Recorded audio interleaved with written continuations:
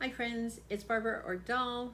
Welcome back to Doll Can Create. That's the new blog that I'm running, and it is the official title of this YouTube channel. So we're still working through our 30-day crafting challenge. 30 days of crafting and spirituality and how the two practices come together. Today's topic is creating in community and what that does for each of us. So I'm in my comfy little rocking chair here, like I often am. And I just wanted to take a few minutes to dive into the topic that's really close to my heart, and that's sustainability. Sustainability in spinning practices. And if you're passionate at all about spinning and wool and yarn and knitting, crocheting, needlepoint, weaving, any of the fiber arts, this is the topic I think you'll enjoy hearing about. And the impact it has on our environment. You're in the right place, friends. Let's just dive right in. So what is sustainable spinning? And I'm actually working from my notes here, so if I look down, that's what I'm doing. So sustainable spinning is about making choices that are good for the planet. This means using natural fibers, supporting ethical sources. I think that's really important. And minimizing waste in our crafting process. By being mindful of our materials and our methods, we can enjoy our craft while also caring for the earth. And isn't that important? So I decided that I have a lot of undyed fiber and fleece, and I decided I would try dyeing some with yellow flowers, so goldenrod and black-eyed Susans and a few dandelions. And this is the color I got. Now this was white or cream. It is now a gray green. It's a Blueface Leicester merino blend from fairly local sheep. The sheep are only within an hour of here, hand raised by a wonderful shepherdess. But what I've learned from others, and thank you to everyone who helps me, is that my dye pot was cast iron. Interesting. So this is the color I got. It's not the color I wanted. I don't like the idea of using heavy chemicals. On the other side of that, I have my orange, which you've probably seen if you've been watching me or you follow me on Facebook or Instagram. This was dyed with orange Kool-Aid. Now again, it's food coloring, but it's a safe food coloring in that it's an edible food coloring.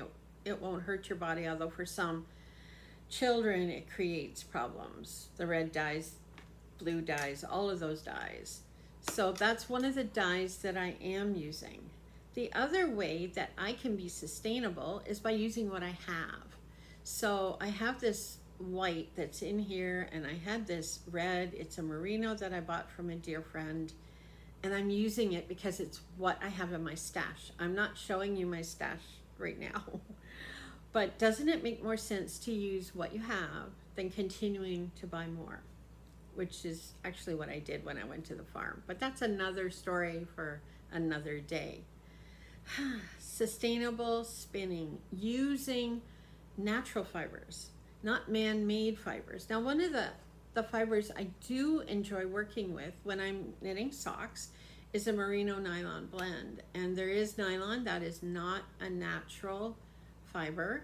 I haven't done the research on it.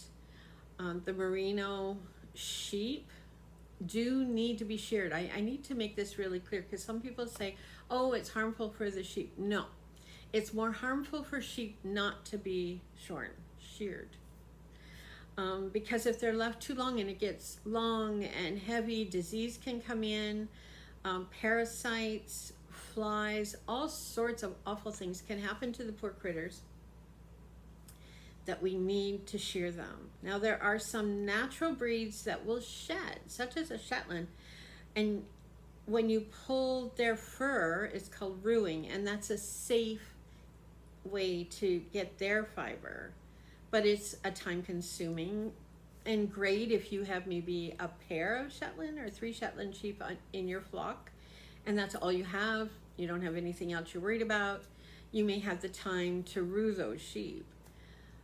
Very sustainable way of helping the sheep stay healthy and giving you some fiber to work with. The shearers are well trained.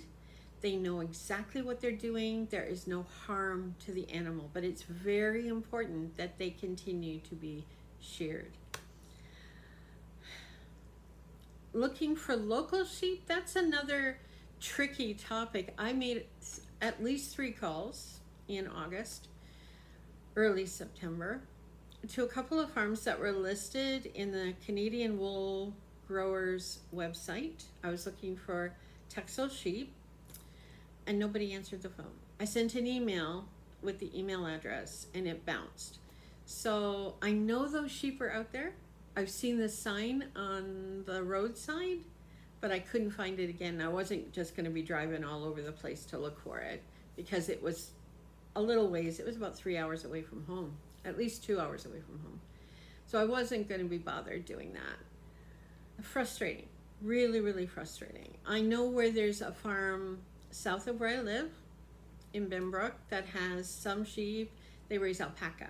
So if I need local fiber, I can go there. Local sheep's fiber festivals will also support local critters, local shepherds and shepherdess, those who care for the animals that are around us. The other thing to keep in mind is that there is a footprint that happens. So if I am buying, I'm in Ontario, so if I buy wool fiber from Alberta, it has to be shipped to Ontario. If I'm buying fiber from Victoria or Vancouver, it has to be shipped here. This orange I bought from a distributor, a seller in Nova Scotia. It had to be shipped. So there's a cost to that. The shipping cost is not just about me paying for the shipping, it's about the environment, the gas, the fuel, the wear and tear on the vehicles, whether it's flown, whether it's by train. When we get merino that comes from New Zealand, Australia, it comes up by ship. So there's a lot to be taken into consideration. Let's keep this carbon footprint as low as possible. The other thing that I also look at are my spinning supplies and sustainability. So I have my favorite Turkish spindle. I was working on it yesterday. I haven't picked it up today. This came from Helen, and I'll try to remember to put her link. I believe this is made out of maple, so local to her. And isn't that beautiful? So that's a Canadian made, Canadian grown spindle. My Jellican is from Mountain Fox Spindles. I believe he's in New Brunswick. He was in Ontario for a fiber festival, and I bought from him. Local, again, local wood, local craftsman, local in that it's Canadian made, local in that it took me an hour and a half to get to the fiber show to see that. That was in Elmont. I really, really enjoyed that. Another tool that I have is this 3D printed one. Now, the plastic is not really sustainable. I don't know where the plastic came from. Was it recycled? Don't know. But it was purchased in a store here in Ontario, and I love it because look at how fast it spins. It's just wonderful. And then my favorite plying spindle, which I show often, is this larger one. Isn't that pretty? And that was purchased just south of Owen Sound, made locally. So the craftsmanship is beautiful. I'll show you the other side too. Absolutely love it. But trying to keep local. Now I do have an Ashford Mini, which I use from time to time. Now this of course is not local, although I bought it at a store in Ottawa when I lived in that area. So supporting the local stores. There's a lot of different ways that we can look at that to keep things sustainable. My spinning wheel is PVC plastic. It will last forever. As much as I'd like a wooden one, A Lewitt, an Ashford, a Magicroft. Oh, the Rose, yeah. Um, my plastic wheel is doing just fine, and you get the want me's, right? And I don't need that. Let's make some good choices while we do this. I think I'm just going through my notes to make sure I don't miss anything. The person that I bought this wonderful fleece from showed me the animal it came from. I was in her mill. She has a very small mini mill. I saw all of her fibers. She washes them as soon as they're sheared so that they're stored clean. And I didn't have to pay for dirt, which is really, really nice. But when you get to know the shepherd and you get to know the area, then you really are being environmentally aware of what's going on for you. And yes, it was just under an hour to get there, and we took some back roads. It was a beautiful day out. And then we stopped at Summit Dairy, which is just outside of Dundas, where the milk and the cream, I bought chocolate milk, oh, it's yummy, sustainable. Their milk is from their cows. So the dairy's right, and the minute you open the door, you can smell, oh, this is definitely a farm. And for those of you who don't know, there's a difference between the smell of dairy cattle and the smell of sheep. So, they're completely different. But it was on the way home. So it wasn't like I was driving 20 minutes to go buy milk when I could go 3 minutes to Shoppers Drug Mart and get milk on Thursday when I can get a discount. So it was a little bit more expensive. They sell it in glass bottles. So there's a deposit, you take the bottle back. Environmentally, right? It just made sense to go direct. And that's what I'm trying to do more and more. Choosing natural dyes is another way that we can be self-sustaining, environmentally conscious. I did mention that. I have some onion skins and some avocado pits and skins drying right now that I will use for a dye, and I will only use the cast iron pot when I want this color. At least that's the plan. I have another pot. It was an insert from an Instant Pot that died, so I'm saving it just for dyeing. The other thing to think about, oh, and I also have some bits and pieces of walnut. As the squirrels chew them up and leave all of their bits and pieces lying around, I'm putting them in an old coffee can, and I will use them to dye. And you know that walnuts give us a nice dark color. The other side of this is waste reduction. What do you do with the waste? So those of us who knit know that there may be bits and pieces of skeins left over when you're done a pair of socks, and you save that for a scrap project. And if you look up on my wall here, that's the Astrid blanket. It's crocheted. That's from Arna and Carlos. I purchased that pattern a few years back. Haven't added to it, but it's there, and that's all bits and pieces, either spun little bits and pieces or bits and pieces of yarn or wool that I've had. So not being big enough to go on the bed, is covering a bit of wall instead of a painting. When you're carding, there's often a little bit. Now I'm fortunate in that there's very little second cuts in this wool. And because of that, there's less waste. So when you're careful about who you buy from and what you're getting, there will be less waste. And isn't that wonderful? And we use every little bit. Every little bit counts, right?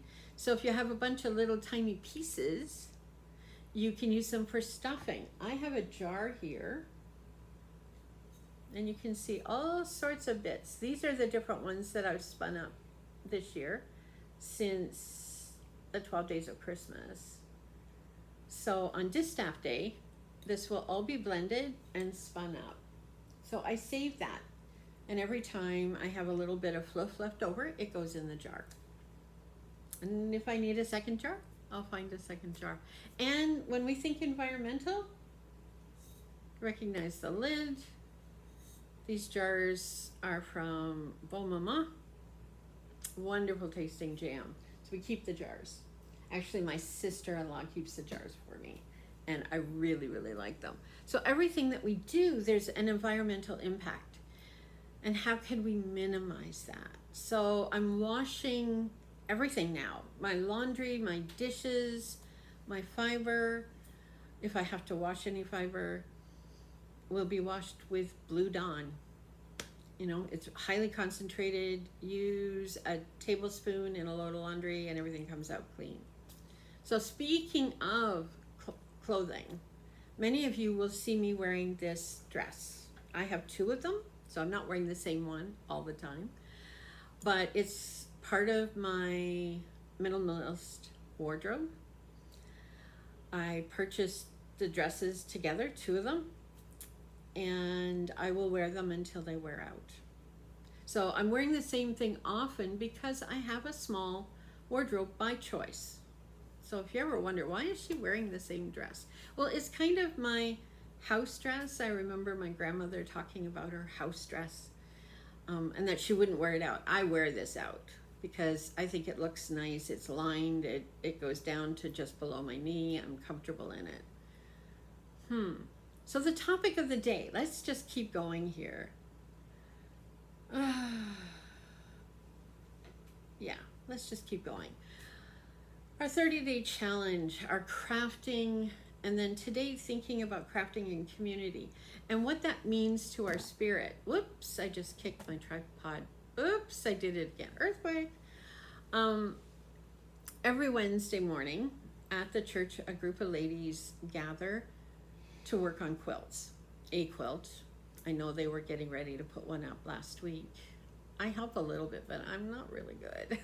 And I don't have as much time as they do because we run our Bible study almost at the same time. But there's something about sitting around that table and everybody working on or towards a common project that really fills our soul. There's a group from this group and a few other people who belong to a knitting group who work on shawls, and they meet once a quarter for dessert and conversation. And in June, we all go out for lunch. It's a wonderful group. But it's getting together and knowing that we're not alone doing these things. So when I sit here and I spin and I knit, it's often for a purpose, whether it's just for myself or a gift for someone, or for the mitten tree or the hat tree at church in November, for the craft sale that's coming up. Even though I'm alone, I'm working on something with a purpose to give back to the community. And we are taught to give. You know, they say it's better to give than to receive. And our blessings come back, 100-fold more when we give to someone without expecting something in return. Wouldn't you agree with that? So as we look at our crafting practice, whether it's spinning, this today was specifically about spinning, but whether it's spinning or woodworking, maybe it's scrapbooking or journaling, quilting, I do some English paper piecing. Whatever it is that we do with our hands can affect who we are as people. And I think that's wonderful. I think if we can find that one hobby, whether it's a craft or something else, where we are nourishing our spirit on a regular basis, I think that's really important. I think it's really important. And especially if you're having a blue day, find something that will lift your spirit. Take your spinning outside. Take your knitting outside. I did that yesterday.